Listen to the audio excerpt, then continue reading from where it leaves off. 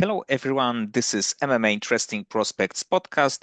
Today, our guest is Gabe Rednose, who will fight on Peak Fighting 48 September 27th. Hello, Gabe. How are you? I'm doing great, brother. How are you? Thank you for having me on again. I'm good, and actually, your next fight is a really interesting one because it's definitely a step up in competition. Your opponent is more experienced in pro MMA. He also got six fights, six wins, and six knockouts, and he fought against really good competition. So, if you can tell me, how do you feel before this fight, and do you think that this fight will can open like another opportunities for you? Absolutely. I respect my opponent, Eric Lunsford. He's a bigger guy, kickboxer, likes to use his hands. He likes to strike a lot. This is my first fight, kind of stepping up into that next level of competition, and I'm, just really excited to test the waters. And I'm a little excited about fighting back at heavyweight. It's been since 2019 since I've actually fought at heavyweight, so I'm excited to not have to cut any weight and excited to just get in there and see what happens.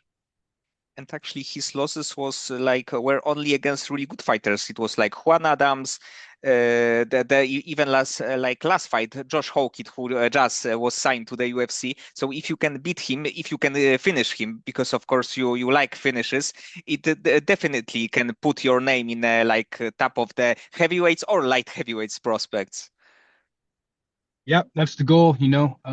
Like I said, I respect him. I'm not overlooking him by any means. I know this is going to be a tough fight, and I'm ready for wherever this fight goes. On the feet, if it hits the ground, I'm prepared. I've trained extremely hard, and I've been battle tested throughout my career, and I'm really just excited to get in there and test the waters. And about heavyweight division, do you plan to stay in this division a little bit longer or no? Just one and none, let's say. Yeah, I mean, don't get me wrong. If the pay is good and the opponent makes sense, I'll for sure go back up to heavyweight. But I don't see myself fighting at heavyweight anywhere on a bigger scene anywhere. This fight just made sense, and I accepted it. But I for sure probably will not be fighting at heavyweight anymore. I mean, like I said, it just has to make sense, and if the pay is good, I'll do it. But 205 is for sure where I need to be. And in this fight, what do you think your weight will be?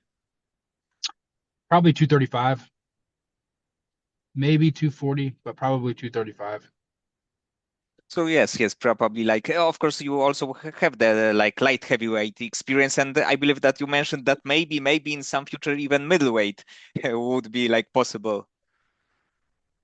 I mean, that's the end goal. Eventually, I'd like to get down to 85, but I don't feel like it's worth me doing it yet. I feel like I just need to keep building experience in the 205 division, and when the timing is right, I'll make the cut to 85 if that's what's needed. And of course, your opponent got a lot of power. He's got like six wins, six knockouts. So probably you are a little bit focused not to be hit, right? Because if like he's a bigger fighter, even one punch can end the fight.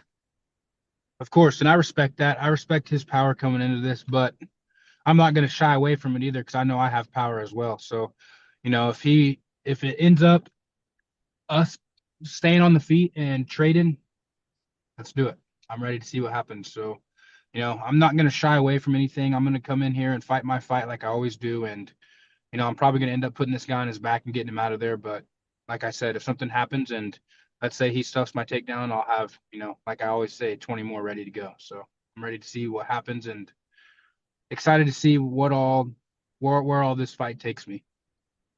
And actually, I watch your career quite closely, the amateur career, of course, the pro career. And when I was thinking about it, I like get to conclusion that like maybe Contender Series next year can be a good time for you for going to the UFC because right now you are 2-0, you probably will be 3-0 soon. So maybe like two or three additional wins, and like next let's say summer, it would be like your time to get to the UFC. That sounds like a phenomenal game plan to me. I'm just trying to focus one fight at a time and keep my head down and just focus and, just keep chipping away one fight at a time. I'm trying not to worry about too much about the future, but that sounds like a phenomenal game plan and I agree with you. I really don't feel like, I'm that far away. Two or three more wins, I think I'm right there in the mix. And also, I've got one question about like beginnings of your career because I think that I didn't ask before. Because you in your amateur career got like around 3 years break from 2019 2022. So in that point, was it like planned thing to have this kind of break, or was it like any other reason? I became a father, so that's 2019 is whenever I had my daughter, and I had to take some time off and get acclimated doing that, and so it took me a little bit to get back into the fight scene, but now I have two kids now, son and a daughter, and I couldn't be more blessed, and you know, I'm very blessed to be able to take them on this journey with me. Yes, so definitely a really good reason to take few years break. Yes, sir. Yes, sir. I was learning about becoming a dad, changing diapers, all that fun stuff. So, yes, sir. There's a little bit of a break, but we're back now, and I'm really excited for the future. And since our last talk, there of course the few interesting things in the world of MMA happened, but I have a question about Khamzat Chimaev because he got like 1 week ago a very good performance. Of course, he dominated former right now former champion. And if you can tell me, what do you think that the other opponent needs to do to stop someone like Khamzat Chimaev? Go get sent to Dagestan for 2 or 3 years and forget for sure. This almost looked like. I mean, he could defend jujitsu scrambles. I feel like fighting the hands and freeing himself from some submissions. But when it came to the wrestling part of it, I felt like he was probably equivalent to like a fifth grade wrestler. I mean, Hamzat, it was the same takedown, every single takedown he succeeded on. I think it was 15 attempts and I think 11 or 12 landed. And it was the exact same takedown every single time. I mean, DC has broken this down a lot, and I really pay attention to all of that kind of stuff. So I agree with him when he says that, obviously there's levels to the game, and that level and intensity of that double leg is a lot higher than most, but at the end of the day, it's still just a simple double leg. It's not that hard to defend, especially if it's the exact same spot coming from the exact same place each time. So I don't know. I feel like he definitely needs to sharpen up his wrestling game, but who am I to say anything to him? He's been undefeated for, the last 6 years. So um I don't know. I feel like it'd be a great fight if he could get another win or two and then maybe try to bounce back and see what happens. But I think Hamzat's going to hold the belt for a long time. And who do you think should be his next opponent? Because right now there are actually four names, and there will be two big matchups in the middleweight division. But in your opinion, who do you think should be next for him? I really like RDR, coming over from one championship. He's a beast. And I really feel like stylistically, that's the matchup that we need to see because, Hamzat just ragdolls everyone once he gets a hold of him and takes him to the ground. And I feel like that's RDR's strongest point, being a black belt in judo and a black belt in jiu-jitsu. So that's the match I'd want to see, but we'll see if RDR can get past Fluffy or not, because Fluffy has a gas tank and can do all of the above as well. And of course, like RDR made his UFC debut, I believe that not even 1 year ago, and he got so many wins. Like he's 4-0. He have a chance to be 5-0. So his like activity also is kind of crazy, and of course, like the level of competition also because it's the highest level possible. Yeah, I agree. I mean, if it were me, I feel like he'd be up next, but they just matched him and Fluffy Hernandez, so I really think that that's going to be a good fight, and I still see RDR edging it out. I think RDR could maybe submit him, but I don't know. Maybe in the later rounds. I don't know if it's 3 or 5 round fight. I'm not sure, but I think RDR could probably end up getting him out of there, in my opinion. And about like legends of the sports because there are a lot of discussion who should be in the like on the Mount Rushmore of MMA. And for you, who would you pick like four names who should be like the who you consider the best of the best? That's tough. I would have to go with Demetrius Johnson. he's slept on a lot. I feel like he's so underrated. People forget what all he did for the UFC. Um, I would go Demetrius Johnson, George St. Pierre, um, Khabib. I mean, no one ever beat him. He has to be up there. Demetrius Johnson, Khabib. Let's see. Last one would probably have to be how about I'd, I'd probably have to put John Jones in there. I mean, no one has ever done anything close to what he's done in the cage. I mean, outside of the cage, you can't really judge outside of the cage going into MMA Mount Rushmore, specifically about MMA. So I think that would have to be my four. Yes, I agree that there are like a few really good names to pick, but I think that overall, like putting John Jones, some people consider two list of the greats like no PEDs and PEDs, and I understand it in some way, but I think that overall, like it's hard to deny that John Jones, even of course when he was clean, he was the best fighter ever probably.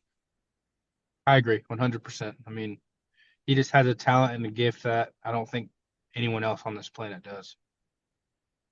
And for this training camp, what do you do to recover your body? Because probably the training camp right now can be a little bit also a little bit tougher because the definitely opponent is the biggest threat of in your career. So what do you do to for the recovery?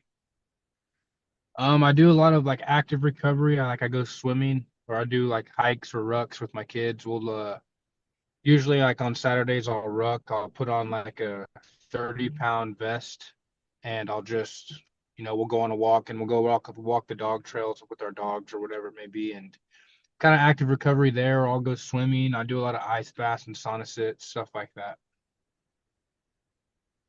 But overall, does your like body feel any different right now than when you fought in light heavyweight? Is there like any difference?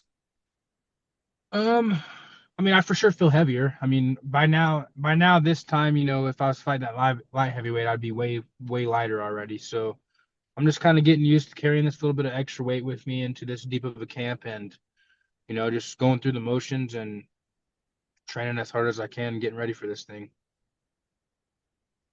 And for you, what would be like perfect scenario for this fight? Knockout or submission? I'd be happy anywhere it goes. I feel like I have the capability of landing both, and I'm not going to get too greedy and try to pick. God willing, I can just get out of this fight with my hand raised, and that's all I can ask for. And of course, you have the definitely the tools either like on the ground or in the stand up. So you can in some way you can pick what you want to do. But of course, like the opportunistic approach is the best one. Just not to be super focused on one thing, but when the opponent make a mistake, you can like take it. Absolutely. That's really what I'm going to be doing. I'm just going to be calculating the entire time and just waiting for him to make a mistake, and then I'll jump on that opportunity. And I have one last question is like probably outside of world of MMA. What do you think the every man should do at least once in the lifetime? That's a pretty good question. I feel like every man, whether it's MMA or not, every man should at least do something hard once a day, whatever it may be. One time a day, make yourself suffer for that little bit of time. And I just feel like that really makes you a better person, if that makes sense. I don't know how to explain that better, but if everyone just listened to the little voice in their head all the time, then you wouldn't get anything productive done. So you gotta block that guy out, and I feel like it could be anything. It doesn't have to be anything that is like MMA related. Even I mean, whether it be putting your shoes on and going for a walk down to the stop sign. I don't know. I mean, it could be anything. Just make yourself struggle at least one time a day, in my opinion, and I feel like that will make the world a lot better place. Yes, I definitely would agree. Especially, I like it. I like to do the tough things like in the morning because when you do it, you are feeling just better. You are a little bit like motivated. You know that you accomplished something, and that the other things in your day are much easier. 100%. If you start your day with something really hard, it can't get that much worse after that. So I agree 100%. Okay, Gabe. So many thanks for the time and for conversation. I think that this fight is a really interesting one because the fighter that you are fighting, the Eric, is a little bit like maybe not a puzzle, but definitely a challenge. But also, I think that with a win, this like victory will get you to better like things, and who knows, maybe like contender series next year, it will be your time. Thank you, brother. Yes, sir. That's the plan. I'm just trying to take things one fight at a time and, give all glory and praise to my Savior Jesus Christ, because without him, nothing is possible. And, I just got to keep pushing. And, at the end of the day, if it's meant to be, it will be.